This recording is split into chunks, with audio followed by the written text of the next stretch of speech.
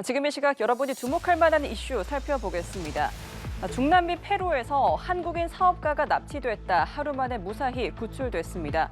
거액의 몸값을 요구하고 달아나던 납치범들은 현지 경찰에 수류탄까지 던지며 저항하다 붙잡혔는데요.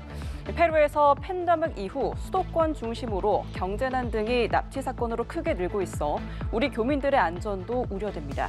최지원 기자입니다. 페루 현지 경찰이 차를 수색합니다. 근처에는 터지지 않은 수류탄이 거리에 떨어져 있습니다. 납치범들이 경찰과 추격전을 벌이다 쫓아오는 경찰차를 향해 수류탄까지 던지며 저항한 겁니다. 현지 시간 25일 페루 수도 리마에서 한인 사업가 A씨를 납치해 몸값을 요구하고 달아나던 납치범 3인조가 붙잡혔습니다. 이들은 하루 전 이른 새벽 시간에 도심에서 A씨를 납치했습니다.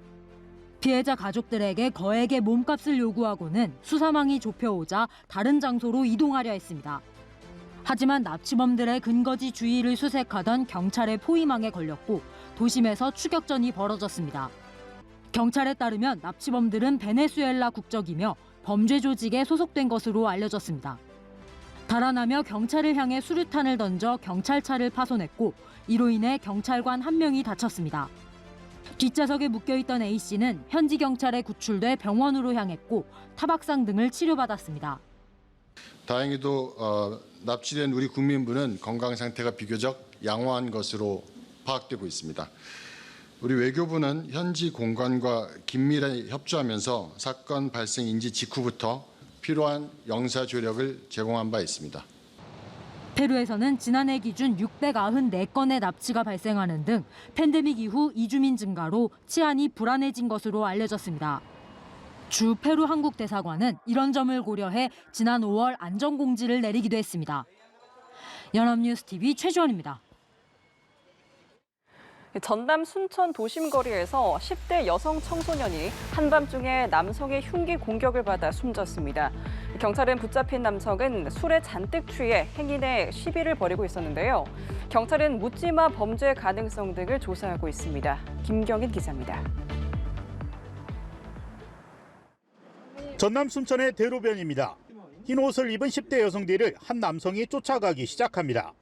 남성의 걸음이 점점 빨라지더니 갑자기 여성에게 달려들어 흉기를 휘두르기 시작합니다. 10대 여성이 저항하면서 휴대전화 불빛으로 도움을 요청합니다. 공격을 멈추지 않던 남성은 행인이 다가오자 황급히 뛰어 달아납니다. 비명 소리가 나길래 쫓아왔어요. 근데 남자가 우기에서 누르고 있더라고요. 그래가지고 112에 신고하고 119에 신고하고. 사건이 발생한 건 26일 0시 40분쯤. 17살 여성 청소년 A양이 도심 대로변에서 30살 박모 씨가 휘두른 흉기에 여러 차례 찔려 숨졌습니다. A양은 친구를 배웅하고 집으로 돌아가던 길이었습니다. 그래서 아가씨, 저 남자 알아요? 모르는 사람이에요. 그러더라고. 그러고 나서 아가씨 의식을 잃어버렸어요. 박 씨는 2시간 20분 만에 사건 현장에서 멀지 않은 곳에서 경찰에 긴급 체포됐습니다. 술에 잔뜩 취해 도심을 배회하다가 행인과 시비 중이었습니다. 경찰은 묻지마 범죄 가능성 등을 조사하고 있습니다.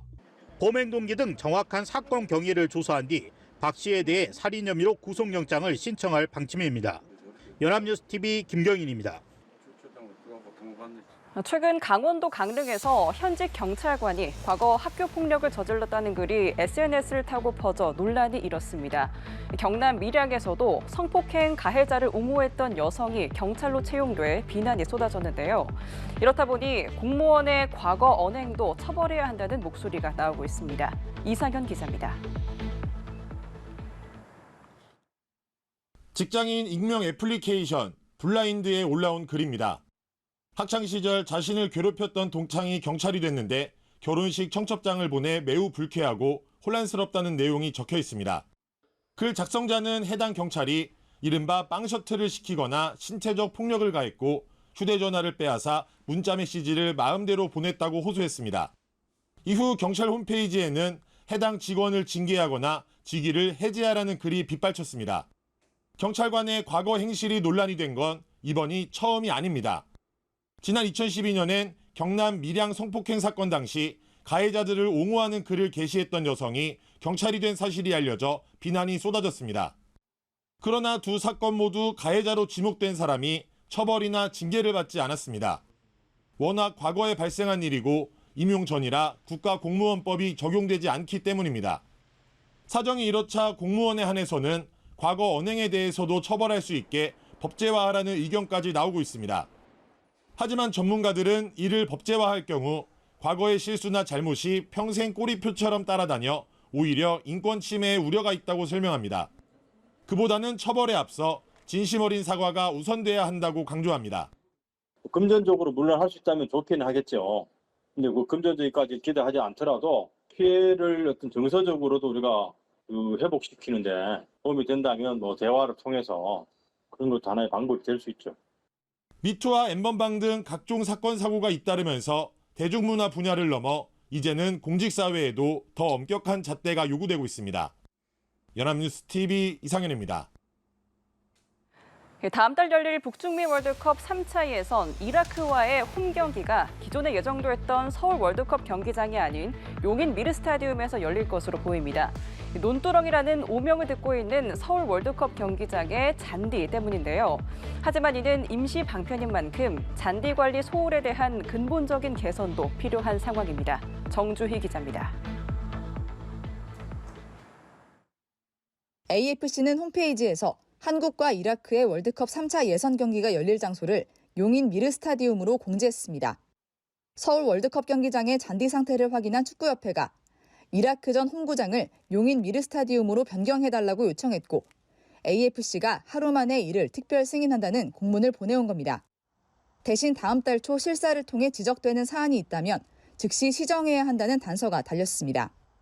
용인 미르 스타디움에서 여자 대표팀의 경기와 23세 이하 친선 경기가 열린 적은 있지만 A매치는 처음입니다.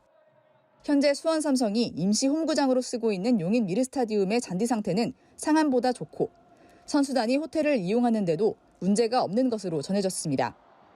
다만 접근성과 주차 공간 등 수만 명의 관중을 수용할 제반 여건은 충분히 갖춰지지 못했습니다. 대표팀이 용인을 임시 거처로 쓰게 됐지만 상암 잔디에 대한 근본적인 개선도 필요합니다.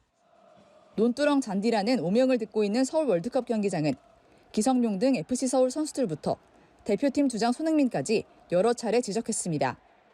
볼 컨트롤하는 데도 있어서 어렵고 드리블하는 데도 있어서 어려운 그런 부분들이 좀 홈에서 할 때만큼은 좀 많이 개선이 됐으면 좋겠어요. 그러나 서울 월드컵 경기장은 올해 대관료 등으로 82억 원의 수익을 올리고도 잔디 관리에는 2억 5천만 원만 쓰며 관리에 소홀했던 것으로 나타났습니다. 연합뉴스 TV 정주희입니다.